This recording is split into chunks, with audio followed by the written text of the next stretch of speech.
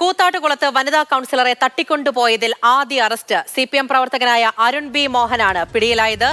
ബിനിൽ വിവരങ്ങൾ നൽകും. ബിനിൽ, പോലീസ് കൃത്യമായി നടപടികളുമായി മുന്നിലേക്ക് പോകുന്നില്ല എന്നുള്ള വലിയ വിമർശനം ഉണ്ടായിരിക്കുകയാണ്. അതിനിടയിലാണ് ആദ്യ അറസ്റ്റ് ഉണ്ടാകുന്നത്. വിവരങ്ങൾ.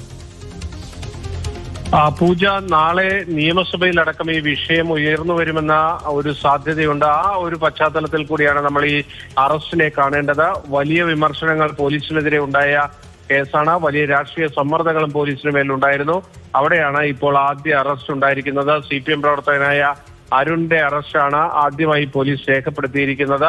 ഇതിൽ കലാരാജുവിനെ നഗരസഭയ്ക്ക് മുന്നിൽ നിന്ന് ബലമായി ആ കാറിൽ പിടിച്ചു കയറ്റി കൊണ്ടുപോകുമ്പോൾ അരുൺ അവിടെ ഉണ്ടായിരുന്നു എന്നതാണ് പോലീസിൽ നിന്ന് നമുക്ക് ലഭ്യമാകുന്ന വിവരം.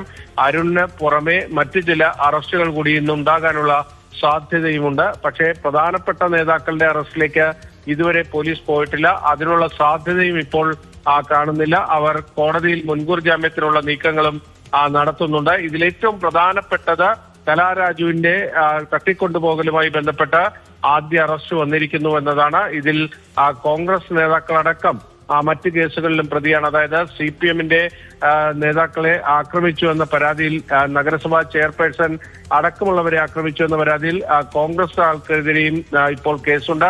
അവർക്കെതിരെയും അറസ്റ്റ് അടക്കമുള്ള നടപടികളിലേക്ക് പോവുക എന്നതാണ് പോലീസ് ഇപ്പോൾ ഉദ്ദേശിക്കുന്നത്. പക്ഷേ പ്രധാനപ്പെട്ട നേതാക്കളെ ഇതുവരെ കസ്റ്റഡിയിലെടുക്കാനോ മറ്റു തുടർ നടപടികളിലേക്കോ പോലീസ് പോയിട്ടില്ല എന്നതും ആ നടപടികളിലേക്ക് പോകാതിരിക്കുന്നത് കൂടുതൽ വിമർശനങ്ങൾക്ക് വഴിവെക്കില്ലേ ബിനിൽ? പ്രത്യേകിച്ച് ഇന്ന് അവരുടെ ഒരു വാർത്താ സമ്മേളനം പോലും ഉണ്ടായിരുന്നു. പൂജ, ഇന്ന് വാർത്താ സമ്മേളനത്തിൽ പങ്കെടുത്ത് CPMന്റെ നിലപാട് വിശദീകരിച്ചവരാണ് ഈ കേസിലെ പ്രധാനപ്പെട്ട പ്രതികൾ. ആ പ്രതികൾക്കെതിരെ ഇതുവരെ നടപടി ഉണ്ടായിട്ടില്ല. അതെന്തുകൊണ്ട് എന്ന ചോദ്യത്തിന് പോലീസിന് ഇതുവരെ കൃത്യമായ ഉത്തരവുണ്ടായിരുന്നില്ല. പോലീസ് പറയുന്നത് നടപടിക്രമങ്ങൾ പൂർത്തീകരിച്ചു വരുന്നു എന്നത് മാത്രമാണ്. ഇപ്പോൾ ആദ്യ അറസ്റ്റ് വന്നിരിക്കുന്നു.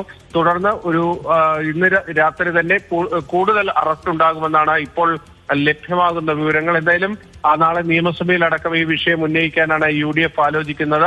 ആ ഒരു പശ്ചാത്തലത്തിൽ കൂടിയാണ് നമ്മൾ ഈ അറസ്റ്റിനെ കാണേണ്ടത്.